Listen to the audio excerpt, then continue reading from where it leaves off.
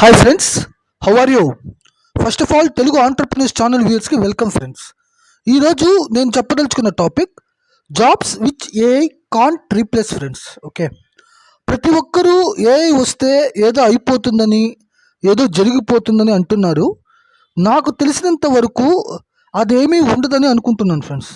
ఎందుకంటే మీరు ఒక 20 years బ్యాక్ వెళ్తే కంప్యూటర్స్ హై డిమాండ్ ఉన్నప్పుడు కూడా అదే చెప్పారు ఫ్రెండ్స్. ఎట్లంటే కంప్యూటర్స్ వస్తే ఇంకా మ్యాన్ పవర్ ఉండదు, ఎంప్లాయ్మెంట్ ఏం ఉండదు, తగ్గుతుంది అని. కానీ ఇప్పుడు మీరు చూసారంటే బ్యాంకులో అన్నీ ప్రైవేట్ బ్యాంక్స్ ఉన్నాయి, వాటికి తగ్గ ఎంప్లాయీస్ కూడా ఉన్నారు ఫ్రెండ్స్. కంప్యూటర్ చేస్తుంది, మ్యాన్ వర్క్ చేస్తున్నారు, దేని బాటికి అది ఉంది ఫ్రెండ్స్.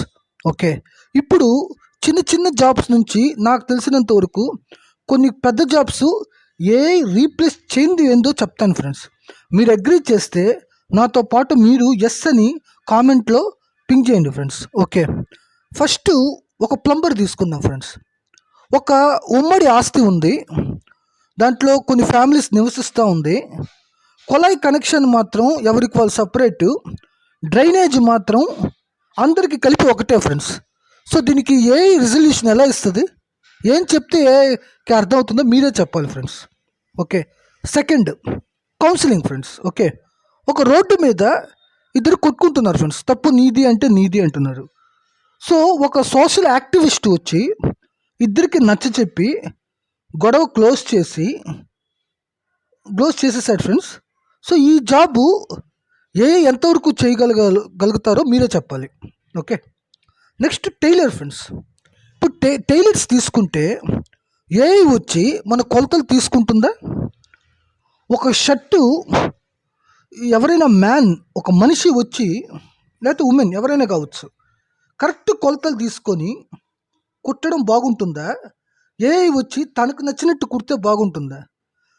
కొలతలు బాగుండా వేసుకున్న షర్ట్ కానీ రోడ్డు మీద వేసుకుంటే మనమే నవ్వులు పాలవుతాం friends. Okay, fourth CEO friends.